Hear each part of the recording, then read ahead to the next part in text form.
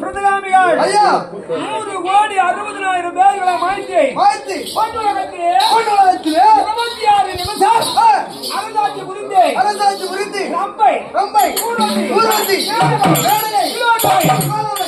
நாட்டியமான ஊர்வசியானவள் என் மீது காதலித்தார். நான் மறுத்தேன். சாபத்தை கொடுத்தார். அந்த சாபத்தோடு அந்த மத்தியாசத்தில்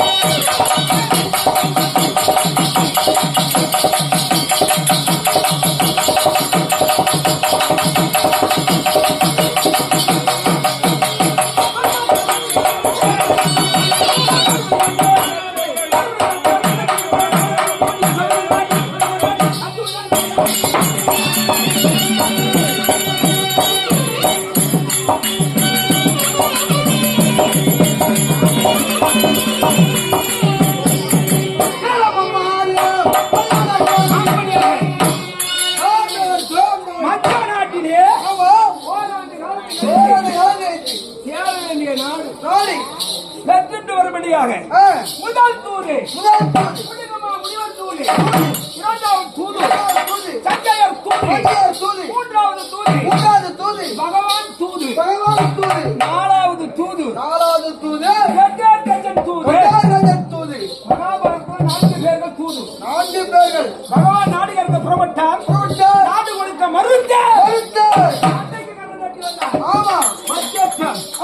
18 நாள் சண்டை முடிக்க வேண்டும். 18 நாள் சண்டை.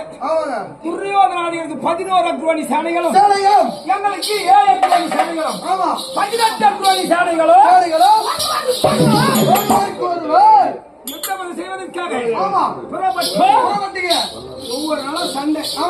இன்று 16 நாள் சண்டை முடிந்தாலே 17 நாள் சண்டை துவக்கம் செய்ய வேண்டும். இதற்கு யார் வர வேண்டும்? அது கபடா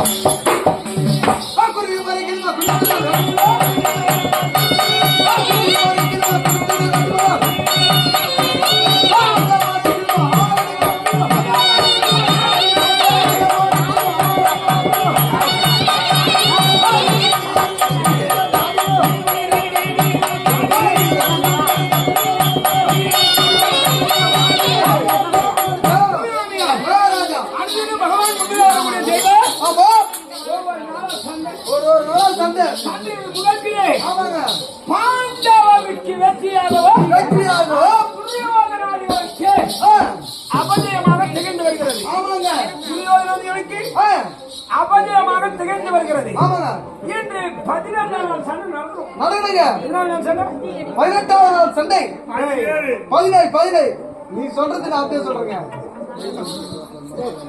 நீ சொல்றது நான் சொல்றேன். 17 நாள் சண்டை. என்னுடைய சபதம் நிறைவேற வேண்டும். அந்த பகவான் முன்னோடு அறக்கூடிய தெய்வம்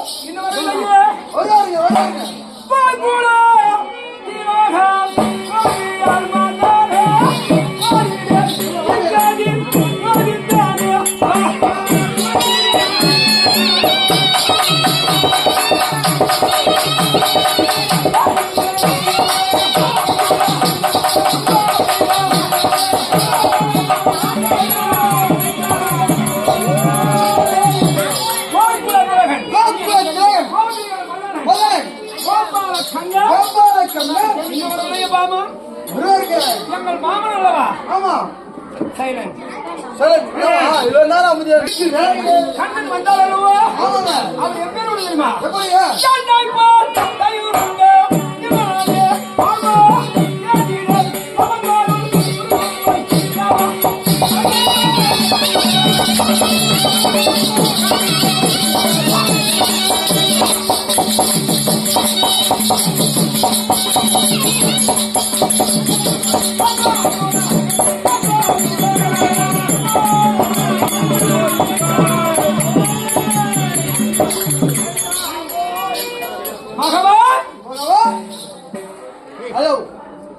இவ்வளவு நேரம் அமைதியா உட்காந்து தொணதொன்னு பேசிக்கிறீங்களா?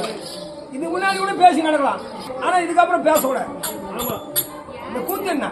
யார் கேட்டவரு? அர்ஜுனன் சண்டை, அர்ஜுனனை வெற்றி. இருக்கு வேலையில்லை. இருக்கு வேலையிலே பகவான் வந்தாரோ? ஆமாங்க. என்னுடைய சபதம் நிறைவேறும். நிறைவேறும். இன்னும் வரவில்லையே. வருவாருங்க. தன்னை போல் தைரியம் உண்டு, விமானே, கோமரனே, யோகினே, அவதாரோ, புரியுமை,